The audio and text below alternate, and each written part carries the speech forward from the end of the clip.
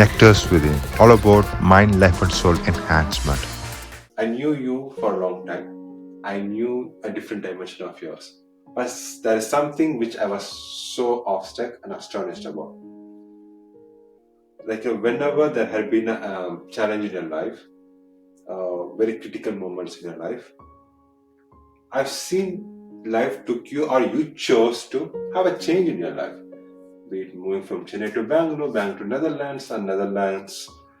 You also had an idea to go to Canada, and you just learned in Netherlands and changing the job whatsoever. And every critical moment you made a change, and that change really helped you, for the development of your life and improvement in some way. So, what is your take on it, and why? It's an amazing way to put it. I think in different, very tumultuous and very painful parts of life, I've noticed that there have been moments that have suddenly come up. I wouldn't say suddenly, but there is some amount of I'll be working on something, and then suddenly these many options will lie, and then I think that is where you have to trust in the universe helping you concept. This manifestation thing, as what Gen Z likes to call it. I think it's that positive thing. Okay, there is something that's happening. Let me try this. That kind of this adventure spirit has always been there, and that is reason why I have chosen those interesting journeys as well. Otherwise, I could have stayed complacent. For example, with whatever happened with my family life in Chennai, I was in a place where I was really not looking forward to being there, because I had a lot of trauma from whatever was happening with losing all my family in Chennai. And then when this opportunity, when my aunt's family said, okay, please come and be with us, Bangalore, it was completely new to me. I had no connection to the city. But then I took that opportunity because I believe that this is what the universe is telling me, and I'm going to try it. There is nothing wrong in trying in life, and I think that is that adventurous spirit, or the way you can really push yourself um, to newer things in life. And thankfully, I have the spirit or the energy to also do it. Now that is a bit more difficult. I notice as life goes on, you become a bit more depletion in your energy, that you start to question a lot of things. One of the reasons why, for example, I didn't choose to go to Canada is I was thinking, I was trying to compare, and then even though this job opportunity presented itself, I had far more better options in Netherlands, and I saw, okay, things will be a bit different if I work hard. Of course, even if I stay in the same place, be complacent, nothing is going to happen. So I believed in that, and that is paying fruit now. It has taken some time, but that those options always come as well. I think it's interesting that I think all of us get these opportunities. I think it's not just me. I think all of us get these opportunities in different aspects of life. It's just kind of like a universe way of saying, hey, you know what? I have thought of a plan for you. Do you want to try this? And then some of us think, I don't want to try anything new. I'm just happy with where I am right now, or it's going to be risky. Known devil is better than unknown angel kind of a feeling. And I've always chosen that unknown angel aspect. I believe that, okay, let me try the unknown angel. Yeah. I'm going to believe it's going to be an angel, and if it's not, I will learn something from it. I think that is still also tied into angel, yeah. Mini angel. Mini angel, yeah. I think it is the agile concept as well. I think you learn new things, try new things, experiment more.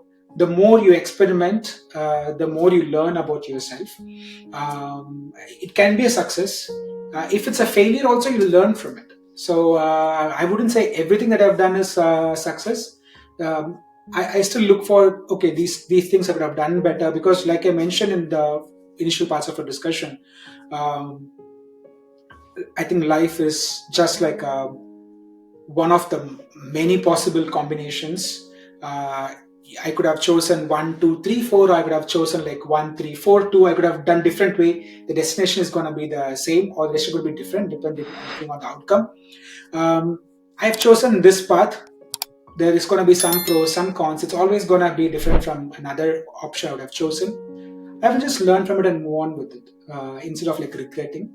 I always see every option as a learning opportunity, good or bad. So it's all about the change that you see is an area of growth. Yes. And as you said, again, I'm going to borrow you for those things. It's always it's okay to go with an unknown angel. Either you fall learning something or you gain something learned. Yeah, exactly. I think so.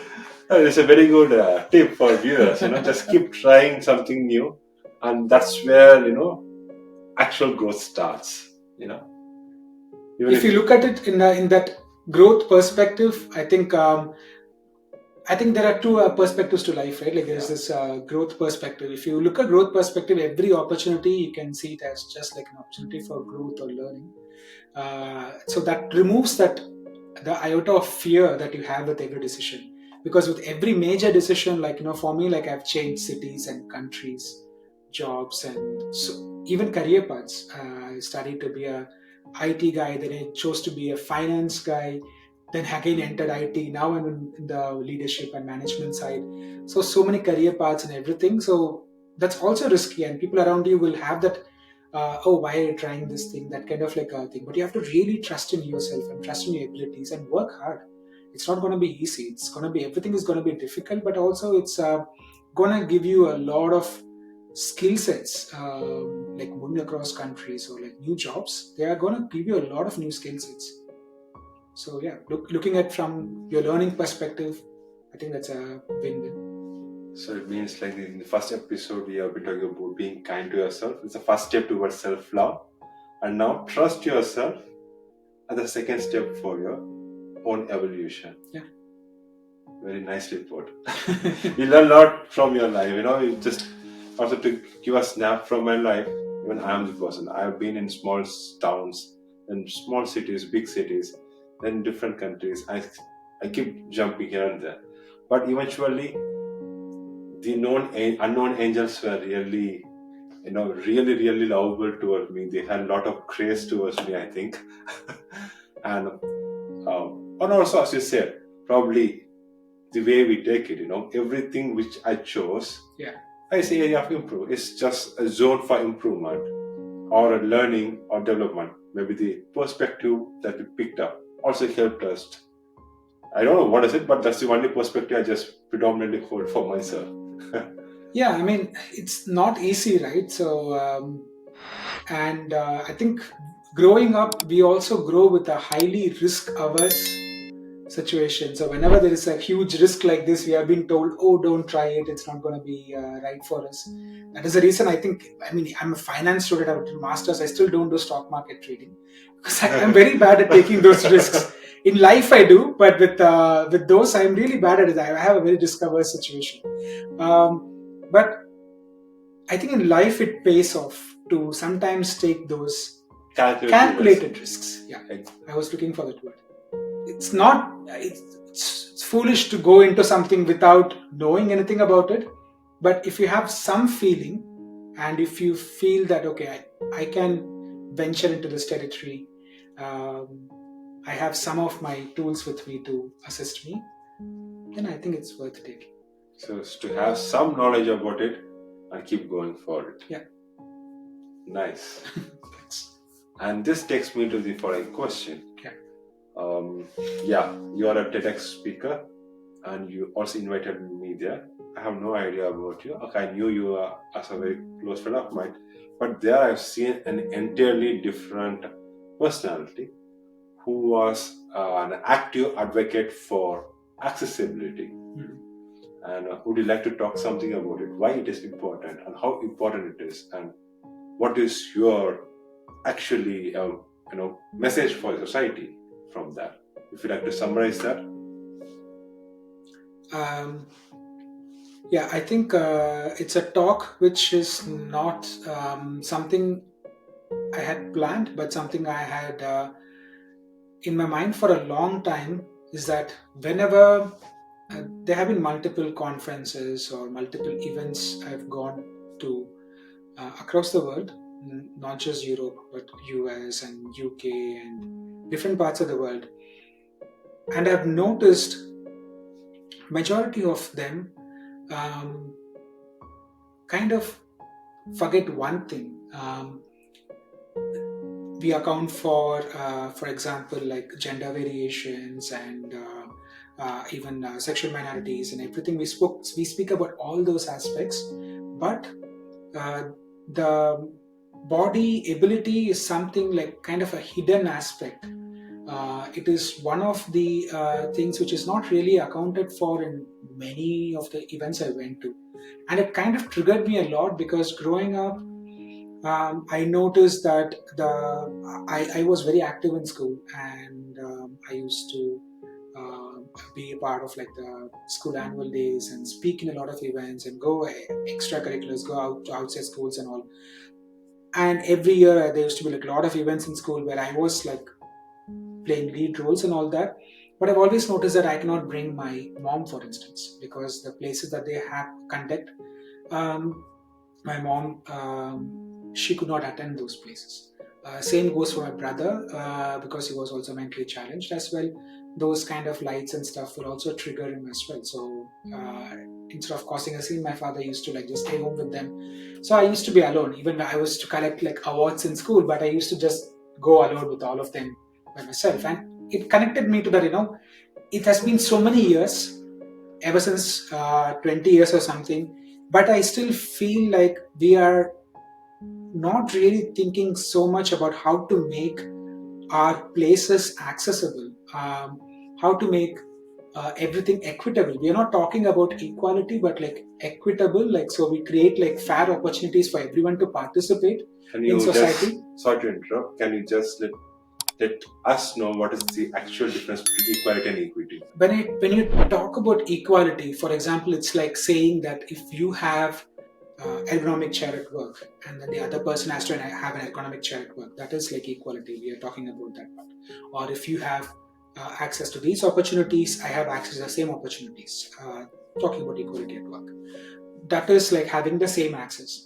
But equity is different, and equity is when people are provided the right um, capabilities or right options so that they have equal opportunities. For example, uh, assuming you're an able-bodied person and you're at an event, you will not have much challenges in entering the venue. Whereas a person with physical disabilities, they might need a ramp, or they might need an interpreter there, basing on what kind of like physical disability they have. That is equity. So each person will have different opportunities so that they can have be an equal participant. Okay. So that the outcome will be the same, but the way that it's for you is not the same for the other person. Exactly. So I cannot say, oh, I will not have a ramp, I will not have an interpreter there, but you can just make this happen. That is impossible, right? So we want to create equal opportunities for everyone, and it is something I have tried to make sure that whichever event I'm going to, I at least ask if the event, if it's a video. Most of the things which I do are like video talks, conversations, like podcast or lectures and speeches. The one thing at least I ask is that is it going to be recorded, and if it's recorded, will there be like a subtitle, so even people with other disabilities can follow the video. So that is at least something you can check. So most people who are active in this space, that is a very simple thing that we can do. So I have tried doing that. I think that's what my TED talk was also about, um, connecting to my childhood and why it is quite important. I try to also reason out the why I feel more connected to this topic. I think we are doing a lot of amazing work there. Not kidding, but we can do a lot more, and it's so easy. Even for example, like we do PowerPoint presentations at work, and it's very easy to assume that everyone who's in your audience is able to follow you, but there could also be people in the audience who are not able to follow you. Like you can create, like for example, the visuals that you have in PowerPoint presentations. People with visual disabilities cannot actually see that, so it's very easy to create like one text description of what the image is about, or try to make it mostly verbal, so people can actually they actually readers which can read out the text for people. So that is also possible. So very small things which we can do in our daily work, which will make life easier for people around us. And if we start assuming that there might be someone in the audience who might have some disability, so let me already try to cater to that. So we already start working towards an accessible society. Very Instead of nice. thinking, oh, is anyone in the audience, do you need it? Usually people with disabilities or anyone in the minority, if you ask them, do you have any issues, they will not usually volunteer and say, yes, I have issues, please give subtitles or please do this for me, because they don't want to make it about them. But you can think how I can make it accessible without even asking that question. It's a very simple thing to do. So yeah, it's a very passionate topic for me, but yeah. I get it. And I still have one takeaway from your TED talk. It was also a revelation for me. You just told the very concept of texting is not actually for the able person, it's for disabled person, right? Yeah. You're talking about it, yeah? Maybe Yeah. you like to add something on it? It was so fascinating because now the entire world runs with texting, be it a WhatsApp and everything, but the origin is different, right? The texting itself actually came from the captioning movement, where we started like adding captions for people with hearing impairment to watch videos and stuff. So texting itself was also a means for people who cannot like have who have hearing or speech impairment to communicate with each other. I think people with able bodies have appropriated a lot of technology that were invented for people with disabilities, and we have kind of like shut them out. Dissolved, yeah. Yeah. So it's an unfortunate thing. If you look at a lot of these things, it's very interesting the origins of many of these technologies that we use now. They were invented for a completely different purpose, but we have appropriated all of them. Yeah. So yeah. That's so revelation, big revelation for it. And if today, for common people, if there is something that we could do, smallest of the smallest, to think in the angle of accessibility, what would be that way? That what we can immediately do? You have told already about the subtitles and adding the slides with pictures along the text and everything. So is there anything, something on day-to-day life? First of all, it's a new topic for many people. So I understand it's not a very out there topic as well, but there is a lot of research available on this. So I would say if you are interested in this topic, just read about it. Just start just googling things on it. There's a lot of videos around different types of disabilities, how to make society more inclusive and accessible for everyone. We can try to read and let ourselves be a bit more aware. Second thing is that this thing is not about us. It's not about people with able bodies. So many of these events, for example, are conducted by many of the events for people with disabilities are sometimes conducted by people with able bodies without even taking into account someone from the community of people with disabilities. So we should keep the focus on them. So if there are some important topics, it's better to have a consult from a person with a disability who actually will know their real challenges, and it varies from person to person. Exactly. Even if two people have visual impairment, their degree of visual impairment will be completely different, and they might need different types of support. So let them take the center stage when you have such events, and try to involve whenever you're having some events or something in your company. For example, it's very easy to ignore, but it just takes one extra effort to include someone with disabilities and ask them, how can you make it more accessible? Start asking the question, how can you make this more accessible? Research on it. I think that's a very simple thing to do. Takes a bit more effort, I understand, but you're setting the right example, right? Exactly. This everyone can do. Everyone can do. It's not about. It's just a very simple tool. Okay, ask questions. If there are 10 people, ask questions. Is that accessible for everyone? Yeah. Accessible for everyone. It's very simple to ask. Very simple tool as well. Thank you so much. So simple, extremely powerful, and I think this will be a big takeaway for the day. And for viewers, for you, if you like to know and watch Saiganesh talking more about the accessibility, And please click on this icon. You will have the entire TEDx talk of Saiganesh. And also I have given the same link in the description. Please click and watch it, and you will have a thought-provoking and a really an informative session. Dear listeners, I strongly believe that this episode must have resonated with you. Lots and lots of takeaways from this episode. What is that one thing which was so inspiring you from this episode? Leave that in comment section. Can't wait to see that. And I definitely respond to it. With that note, thank you, Tadde, Namaste, and Vanakkam.